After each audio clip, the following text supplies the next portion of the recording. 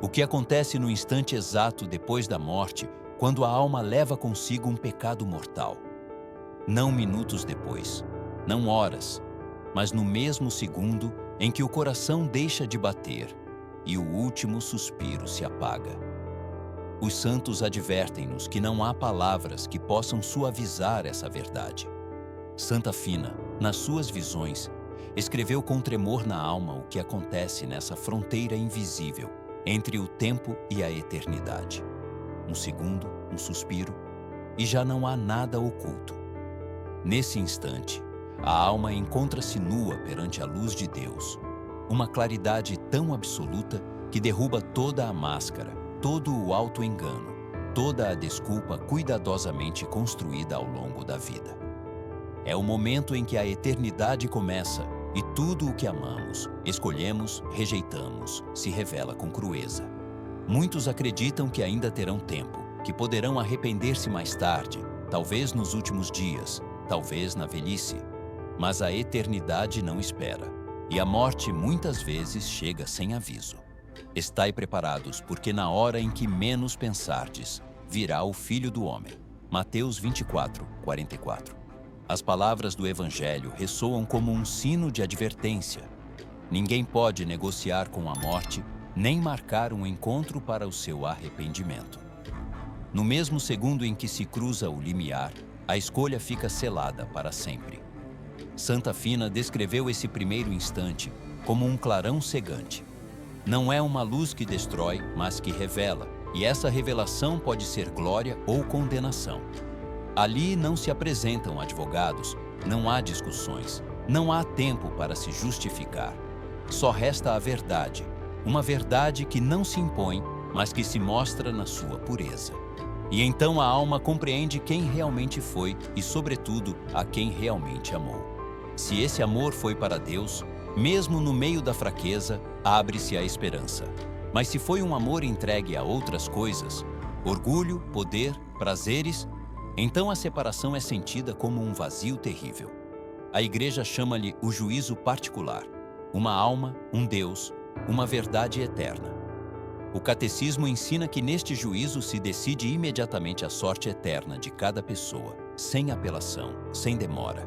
E esse instante, tão breve como um piscar de olhos, contém o peso de toda uma vida.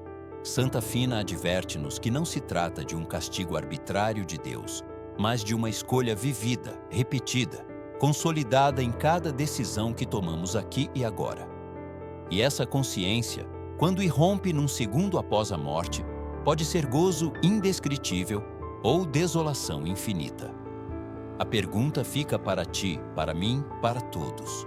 A quem amamos de verdade no segredo do nosso coração? O instante em que a alma se desprende do corpo é descrito pelos santos como um momento de verdade absoluta. Santa Fina comparou-o a um raio de luz tão puro que nenhuma mentira, nenhum disfarce, nenhuma sombra de orgulho pode sobreviver. No seu diário escreveu que, ao apresentar-se diante de Deus, a alma vê com clareza perfeita o que fez e o que deixou de fazer, não só em atos externos, mas em cada pensamento, em cada intenção secreta. É um juízo silencioso, mas mais contundente do que qualquer palavra. Deus não acusa, não precisa de apontar. A simples presença da sua santidade basta para que a alma se descubra a si mesma, sem possibilidade de se ocultar. A tradição católica chama a este momento o juízo particular. Não é um juízo coletivo nem diferido, mas pessoal e imediato.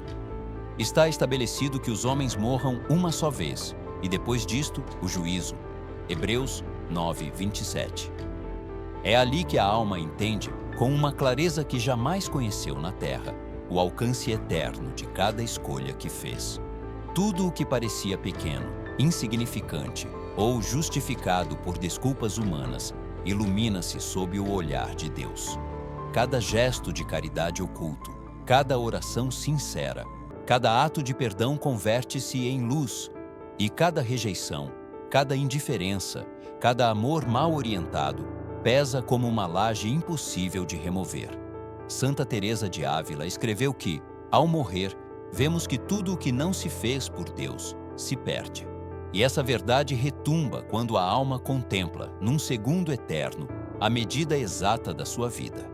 Não há relógios, não há segundos a contar, porque o tempo terminou. Resta apenas a eternidade e a certeza do que a alma escolheu amar. Santa Fina relatou que o mais dilacerante não era o reproche divino, mas o silêncio. Um silêncio que desarma, que penetra, que revela. É o silêncio em que a alma compreende que não há segundas oportunidades para lá do limiar. As desculpas desmoronam-se. Estava ocupado. Tinha boas intenções. Acreditava à minha maneira. Tudo se evapora perante a verdade. E então a alma percebe que o amor que não se deu, a graça que se ignorou, não regressa jamais. Este juízo particular não é um ato de crueldade divina, mas de justiça perfeita. Deus não força a vontade, simplesmente mostra o que a alma escolheu livremente ao longo da sua vida. Nesse instante, a alma descobre-se plenamente responsável pela sua eternidade. E o que parecia um detalhe passageiro na terra, converte-se em destino imutável. Muitos ouvem falar do pecado mortal e reduzem-no à ideia de quebrar uma norma, como se fosse simplesmente infringir uma lei externa. Mas a verdade é muito mais profunda e temível. O pecado mortal não é apenas fazer algo errado, é rejeitar deliberadamente o amor de Deus. É dizer-lhe com plena consciência e liberdade: não te quero na minha vida. O Catecismo da Igreja Católica ensina no número 1855 que o pecado mortal destrói a caridade no coração do homem por uma infração grave da lei de Deus. Afasta o homem de Deus, que é o seu fim último e a sua bem-aventurança, preferindo um bem inferior. Santo Tomás de Aquino explicou-o com clareza. Assim como a vida do corpo depende da alma, a vida da alma depende da graça. O pecado mortal corta essa união vital. Não é que Deus deixe de amar, porque o seu amor é eterno, mas sim que a alma deixa de responder a esse amor. Fecha-se, endurece-se, e como dizia Santo Agostinho, aquele que se afasta de ti cai em si mesmo.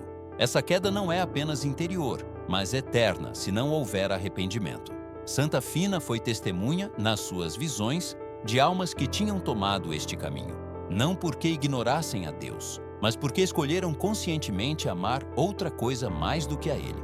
Poder, prazer, orgulho, controlo.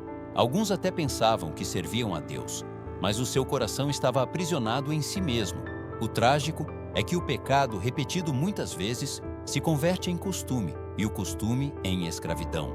A alma acostuma-se a viver longe da graça, até que a escuridão parece normal, e ao chegar à morte, descobre que viveu toda a sua vida a virar as costas a Deus. Santa Faustina Kowalska, outra mística do século XX, escreveu no seu diário que o pecado mortal é como uma ferida que sangra sem cessar na alma, uma ferida que só a confissão sincera e a graça podem curar. E acrescentou que a maior tragédia não é pecar, mas permanecer no pecado sem buscar a misericórdia. O pecado mortal, então, não é uma ameaça abstrata nem uma simples lista de proibições. É uma decisão radical, uma orientação do coração. Ou se escolhe a Deus, ou se escolhe algo que não é Deus. E essa escolha, quando se sela com a morte, converte-se em eternidade.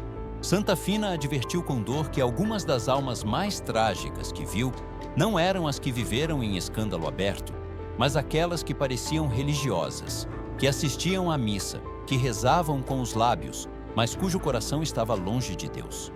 No seu diário, escreveu que se tratava de pessoas que conheciam as orações corretas, que aparentavam devoção, mas que se agarravam ao orgulho e à dureza de juízo contra os outros.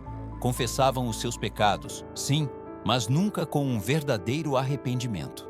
A sua fé era rotina, a sua devoção uma máscara. E ao morrer, a verdade revelava-se como um abismo. Este perigo não é novo.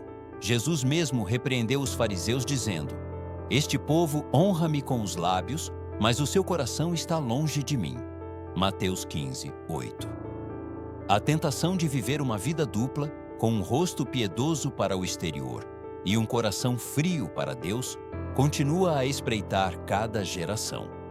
e talvez seja mais perigosa porque se disfarça de virtude. São João Bosco dizia que o pior dos enganos é acreditar que se está em graça quando se vive em pecado.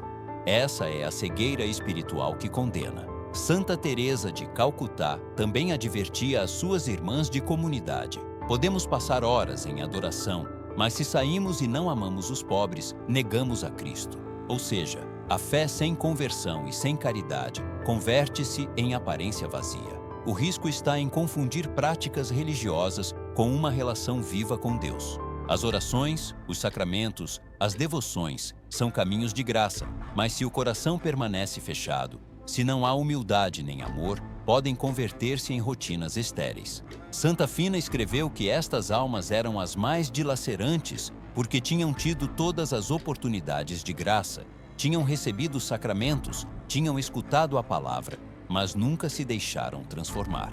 O Evangelho recorda-nos com severidade em Mateus 7:21. Nem todo aquele que me diz, Senhor, Senhor, entrará no reino dos céus, mas sim aquele que cumpre a vontade de meu Pai. E cumprir a vontade de Deus não é só rezar com os lábios, mas amar com o coração, perdoar de verdade, viver na verdade, ainda que custe. Por isso, o perigo do autoengano espiritual é um dos mais graves. Acreditar que estamos seguros pela nossa aparência externa, enquanto o coração está endurecido, é perder a graça quando mais perto a temos. E no momento da morte, já não há tempo de retificar. Santa Fina relatou no seu diário uma visão que a marcou para sempre.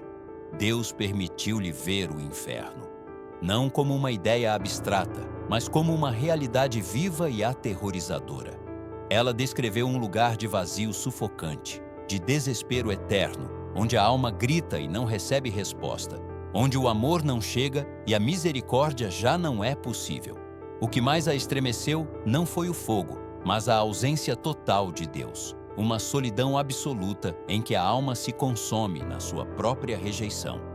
Na sua visão, compreendeu que a maioria das almas condenadas não estava ali porque nunca tivesse ouvido falar de Deus, mas porque, com plena consciência, tinham escolhido rejeitá-lo.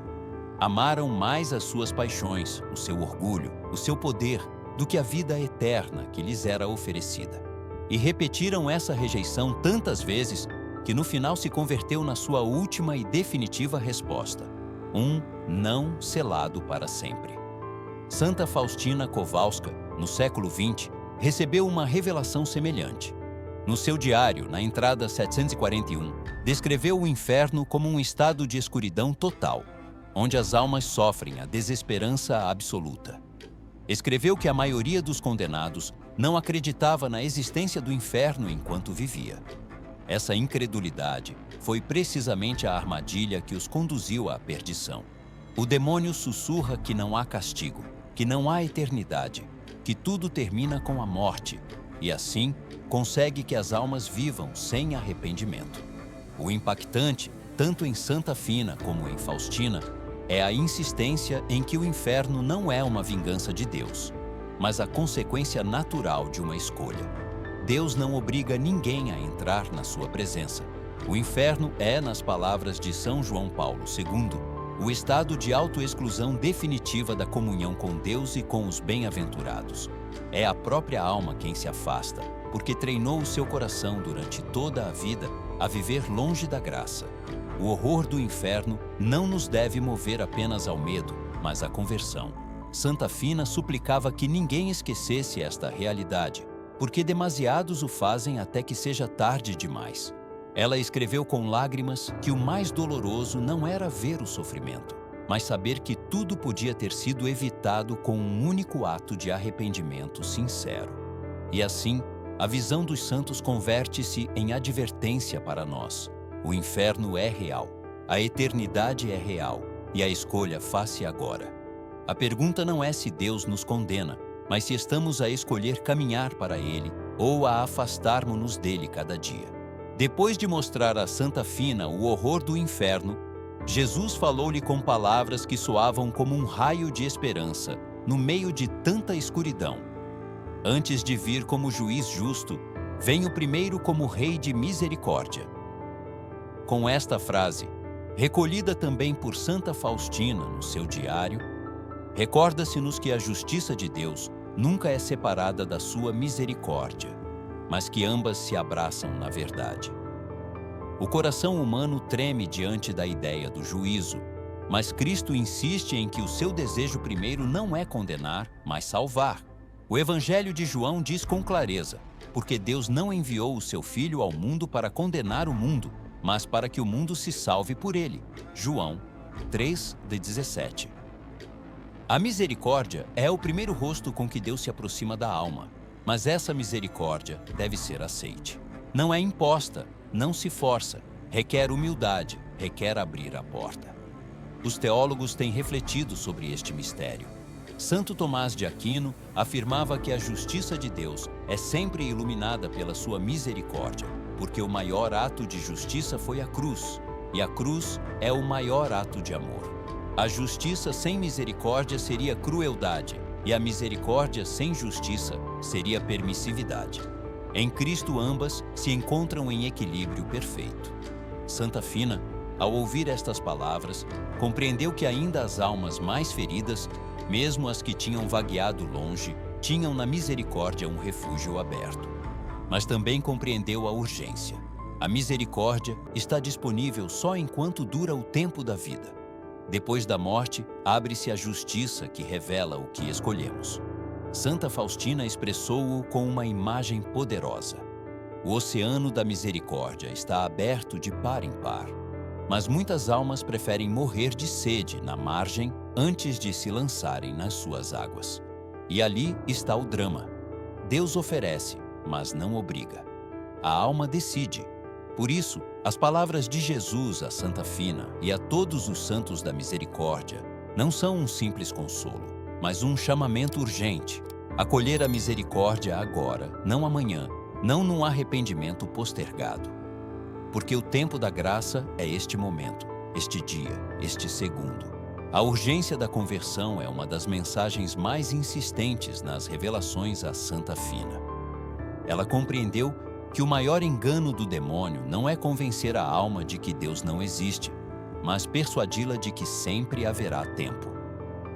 Mais tarde, quando fores maior, quando tiveres um problema sério, então voltarás a Deus. Esse é o sussurro perigoso que adormece a consciência e rouba a eternidade. O próprio Evangelho adverte-nos com dureza. Vigiai, porque não sabeis nem o dia, nem a hora. Mateus 25:13.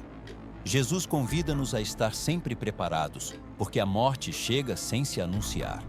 Muitos morrem num instante, num acidente, numa doença fulminante. E se o coração não está em graça, esse segundo converte-se no selo definitivo de uma vida afastada. Santa Fina escreveu que o pecado, quando se repete uma e outra vez, torna-se como uma segunda pele. No princípio pesa, incomoda, causa remorso. Mas depois de muitas quedas sem arrependimento, a consciência endurece. A alma chega a considerar normal o que antes a inquietava. E assim, sem se dar conta, vai construindo um muro invisível contra a graça. Por isso é tão perigoso o hábito do pecado, porque adormece o desejo de Deus e faz com que a conversão pareça desnecessária. Os padres da Igreja já o diziam com clareza. São Cipriano advertia que o dia da conversão é hoje, porque amanhã não nos pertence. E Santo Agostinho, que conheceu a escravidão do pecado na sua própria vida, suplicava: teme a Deus quando adias o teu arrependimento. Não sabes se terás um amanhã. A urgência não é um chamamento ao pânico, mas ao amor. Deus não quer que vivamos com medo constante, mas despertos, conscientes de que cada decisão tem um eco eterno. Cada ato de perdão, cada gesto de caridade, cada oração sincera constrói eternidade. E cada rejeição, cada indiferença, cada pecado mortal não confessado corrói essa eternidade. Santa Fina repetia nos seus escritos que a maior tragédia é chegar à hora da morte pensando que ainda restava tempo. Por isso, a voz dos santos e da Igreja é clara. Hoje é o dia da salvação. Hoje é o momento de voltar a Deus. Hoje é o tempo da misericórdia. No meio de tantas advertências, surge um raio de esperança imenso. A misericórdia de Deus alcança até o maior dos pecadores. Santa Fina, comovida pela visão de tantas almas perdidas, perguntou ao Senhor se ainda havia esperança para os que tinham caído mais fundo. E Jesus respondeu com palavras semelhantes às reveladas a Santa Faustina: quanto maior é o pecador, tanto maior direito tem a minha misericórdia. Diário 723. Estas palavras são um terremoto espiritual, porque nos recordam que nenhum pecado, por grave que seja, é mais forte do que a cruz de Cristo. A Escritura confirma esta verdade. O bom ladrão, crucificado junto a Jesus, tinha desperdiçado a sua vida no crime e, no entanto, com uma só súplica sincera: Jesus, lembra-te de mim quando vieres no teu reino. Lucas 23:42. Obteve a promessa eterna: hoje estarás comigo no paraíso. Esse instante mostra que a misericórdia não se mede por méritos acumulados, mas pela humildade do coração que se entrega. Os santos repetem-no uma e outra vez. Santo Agostinho, que na sua juventude se afundou em paixões desordenadas, encontrou na graça a força para se converter num dos maiores pais da Igreja. A sua vida é testemunho de que nenhum passado é demasiado obscuro para ser alcançado pela luz de Deus. Santa Fina escreveu também sobre uma alma que tinha vivido na escuridão durante anos, afastada da fé, mas que no seu último suspiro murmurou uma oração humilde pedindo perdão. E viu como essa alma foi levantada pela misericórdia divina, não por uma vida de obras, mas por um arrependimento verdadeiro no momento final. Esse milagre não era desculpa para adiar a conversão, mas prova do oceano infinito de amor que espera a quem se rende de verdade. No entanto, os santos insistem em que nem todos recebem essa graça final. Alguns morrem de repente, outros endureceram tanto o coração que já não querem abrir-se a Deus, mesmo na agonia. Por isso, embora o Senhor possa salvar no último segundo, ninguém deveria arriscar-se a brincar com a eternidade. A esperança é imensa, não importa quão longe tenhamos vagueado. O caminho de regresso está sempre aberto, mas a decisão deve ser tomada enquanto ainda respiramos. A misericórdia é para os vivos, não para os mortos. A mensagem de Santa Fina culmina num chamamento ardente. Não esperes, volta agora a Deus. A porta da misericórdia está aberta de par em par, mas não permanecerá assim para sempre. No instante da morte, já não há sacramentos, não há confissão, não há segundas oportunidades. O que a alma amou em vida, levará para a eternidade.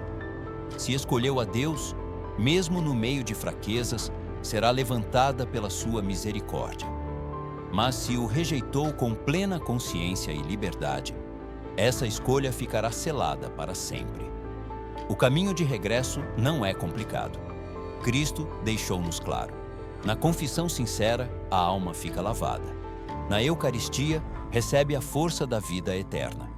Na oração do Rosário e no terço da Divina Misericórdia, abre-se o coração à graça. O tempo da misericórdia é agora, disse Jesus a Faustina. Não amanhã, não no teu último suspiro, agora. Cada instante é decisivo, porque cada decisão molda a eternidade.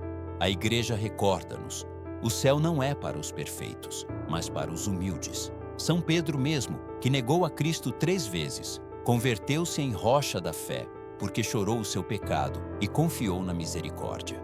Não é a ausência de quedas o que salva, mas a capacidade de se levantar com a ajuda de Deus. Santa Fina pediu a todos os fiéis que não deixassem passar a graça, que não se conformassem com uma fé rotineira, mas que vivessem como quem se prepara para se encontrar com o seu Senhor a qualquer momento. E a sua súplica ressoa hoje como eco eterno. Escolhe o céu, escolhe a misericórdia, escolhe a vida enquanto ainda puderes. Se sentes que a tua alma está longe, não esperes, dá o passo. Vai ao sacramento da reconciliação, participa da Santa Missa, ora com sinceridade. Cada pequeno ato de amor é um passo para a eternidade. E cada dia, cada segundo, é uma nova oportunidade que Deus te oferece para o escolher. Este é o momento. Não amanhã, não depois. Agora. Porque a eternidade começa com uma decisão, e essa decisão toma-se enquanto ainda estamos vivos.